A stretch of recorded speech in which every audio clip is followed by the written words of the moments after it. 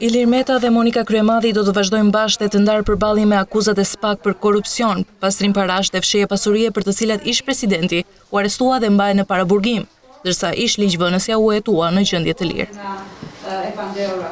Ish bashkëshortët politikanë zgjon në gjykim të zakonshëm, ndryshe nga 3 bashkëpandeurit, që shfrytzuan mundësinë e gjykimit të shkurtuar, çka u siguron ulje 1/3 e dënimit nëse shpallen fajtor.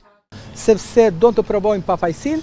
Pavarësisht kërkesave të Metës, Kryemadhi dhe mediave, seanca e dytë e gjyqit u mbajt në sallat e reja sipas modelit amerikan të gjykatës së posaçme, e cila ishte e hapur për vetëm për disa minuta, çka u bë shkak për debate të forta me kryesuesen e trupës.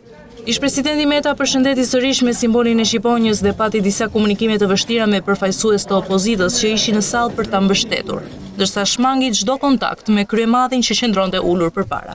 Në ka fazin e qelq për turpin e kësaj drejtësie të re. Përfaqësuesi i akuzës gjatë procesit që ka në bazë çështjen Cez Dias dhe lobimet në SBA të ish LSI-s, foli për një mesazh që Ilir Meta i ka dërguar Kastriot Ismailajt, ku i thotë që i duhen 200.000, por pa përcaktuar çfarë. Ndërsa për Kryemadhin tha se përdori $234.000 nga karta e biznesmenit Ardian Shatku. Kjo nxiti reagimin e Kryemadhit dhe avokatit të Metës që tha se mesazhi për të cilin foli prokurori nuk ishte në dosjen që ata kishin marrë. Ne do thirrim disa dëshmitar të tjerë. Ndërsa presidenti i Partisë së Lirisë përsëriti qendrimin se është i divorcuar dhe nuk mban përgjegjësi për veprimet e ish bashkëshortes. Në respekt të gjykatës duhet të sqaroj se në seancën paraprake edhe zonja Gjoka e ka kuptuar këtë histori. Unë kam statusin e divorcuar dhe nuk mund të mbaj përgjegjësi për çfarë ka bërë Kryemadhi në të kaluarën pa dijenin time. Përgjegjësia ime është individuale.